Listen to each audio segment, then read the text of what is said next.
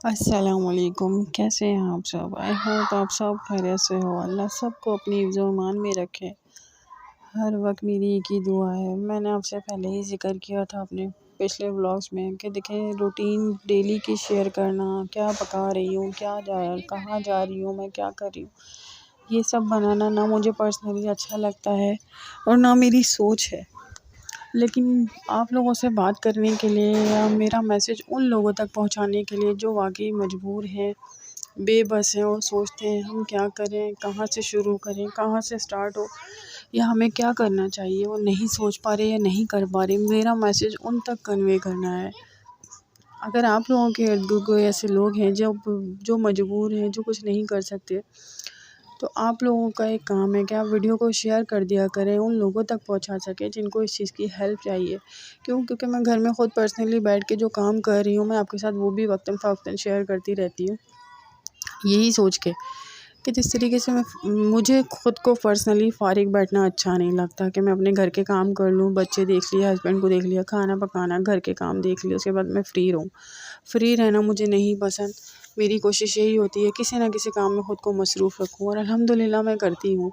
مصروفیات میری ماشاءاللہ اتنی ہیں کہ میں یقین کریں اب اتنا مصروف ہو جاتی ہوں کام میں کہ مجھے فری ہونے کا ٹائم ہی نہیں ملتا کہ میں یوٹیوب کے لیے ویڈیو بھی ریکارڈ کروں اور پھر اس پہ وائس اوور کروں۔ یہی وجہ ہے جس کی وجہ سے میں ویڈیو 1 دن یا 2 دن بعد ہی اپلوڈ کر رہی ہوتی ہوں، کیونکہ میرے اپنے پرسنل کام ہیں جو میں گھر میں بیٹھ کے کر رہی ہوں، جس کا میں نے ذکر بھی کیا ہے آپ لوگوں سے، اور 1-2 کام میں نے آپ کے ساتھ شیئر بھی کیے۔ ساتھ ساتھ جو میں کرتی ہوں میں وہ شیئر لازمی کروں گی آپ سے، تاکہ کم از کم آپ کو دیکھ کے ایک موٹیویشن ملے، یا پھر آپ دیکھ کے اس کو تھوڑا انسپائر ہو سکے، نہیں آپ بھی کر سکتے ہیں، کیوں نہیں کر سکتے آپ، وہ کریں لازمی۔ سب سے بہترین میں کہتی ہوں، دیکھو یوٹیوب سب سے بہترین اور بہت ہی اچھا پلیٹ فارم ہے۔ آپ دیکھیں یہاں ہم بیٹھ کے کام کریں، کوئی کہاں بیٹھ کے کام کر رہا ہے آپ کو نہیں معلوم نا، لیکن یوٹیوب اس معاملے میں کتنا دیانتدار ہے۔ ہر بندہ اپنی کام کو ایک جاب کی طرح سمجھ کے کر رہا ہوتا ہے۔ یوٹیوب اس چیز کو کتنے اچھے سے پرفارم کر رہا ہوتا ہے کہ وہ ہر بندے کو اس کے اکاؤنٹ میں سیلری پرووائڈ کر رہا ہوتا ہے۔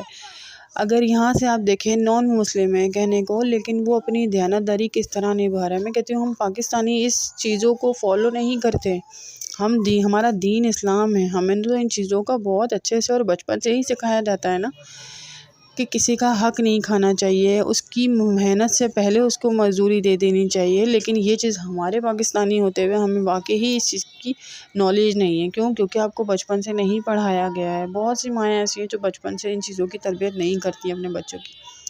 میرے خیال سے آپ کو یہ چیزیں بچپن سے ہی سکھانی چاہیے، چاہے وہ لڑکا ہو یا لڑکی ہو، تربیت دونوں کی ایک جیسی کرنی چاہیے۔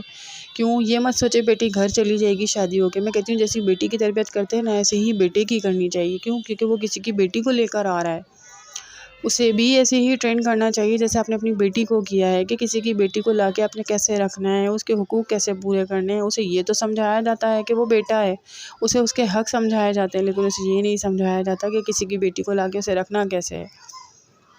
میرا یہی کہنا ہے آپ لوگوں سے، آپ اپنے بچوں کی تربیت کریں تو ایسی کریں کہ آپ کو رشک ہو ان پہ۔ میری پوری کوشش ہے میں بھی اپنی اولاد کی ایسی تربیت کروں کہ مجھے میری ماں کی تربیت پہ فخر ہونے لگے کہ میری ماں نے جو میری تربیت کی تھی، الحمدللہ میں آج اپنی اولاد کی بھی ایسی کر رہی ہوں۔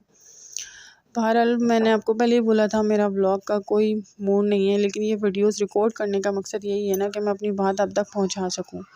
کل فرائیڈے تھا، 15 تاریخ تھی، جس میں مجھے شادی میں جانا تھا، میرے اپنے ماموں کی بیٹی کی ہی شادی تھی، جو میں نے وہاں پہ کلپس تھوڑے بہت ریکارڈ کیے، اور پرائیویسی دیکھیں سب کی ہے۔ جب میں اپنا فیس شو نہیں کروا سکتی تو میں نہیں چاہوں گی کہ کسی کا بھی فیس میں ریویل کروں، کیونکہ دین کے خلاف ہے اور ساری بات شریعت پہ آتی ہے، تو بھائی ان چیزوں کا بہت زیادہ ہی خیال رکھنا چاہیے۔ میں آپ کے ساتھ اپنا جو میرا ایکسپیرینس رہا شادی کے بعد کا، شادی سے پہلے کا، وہ اپنا ہر ایک ٹائم ہر ایک چیز میں آپ سے ضرور شیئر کروں گی۔ آپ کسی بھی کام کو کرنے سے پہلے نا یہ مت سوچنا ہمیں رزلٹ کیا ملے گا۔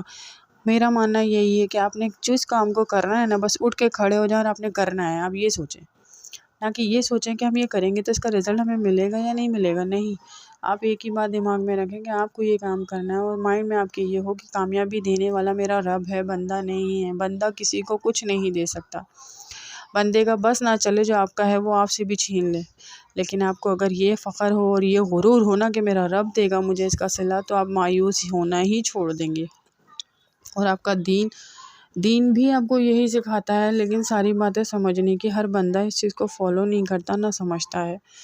بہرحال آپ سے میں ایک ہی بات کہوں گی، جتنا ہو سکے آپ اس میسیج کو دوسروں تک پہنچائیں۔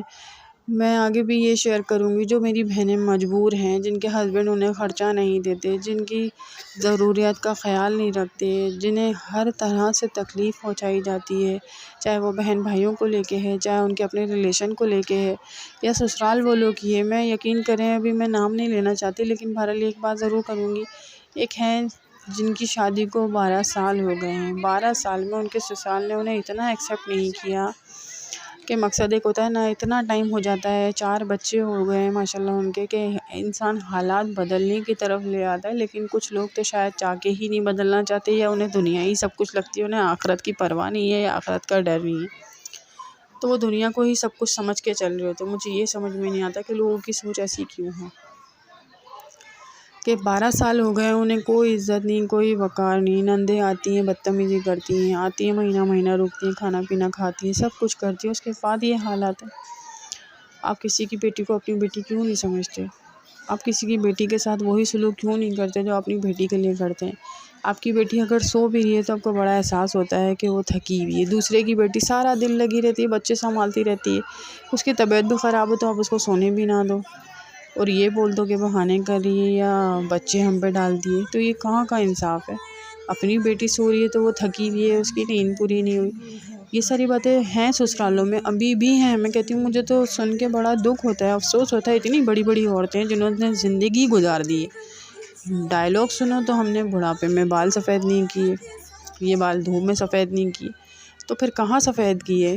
کیا زندگی آپ نے ایسے ہی گزار دی؟ آپ کو تو اچھے سے ایکسپیرینس ہونا چاہیے تھا، آپ کو تو ان سارے دور کو گزر کر آئے ہیں، تو آپ کو تو یہ احساس ہونا چاہیے کہ ہم نے جو تکلیفیں مصیبتیں کاٹی ہیں ہم کسی کی بیٹی کو نہ دیں، اور یہ تو اللہ کا انصاف ہے۔ اولاد آپ کو دی کیوں ہے؟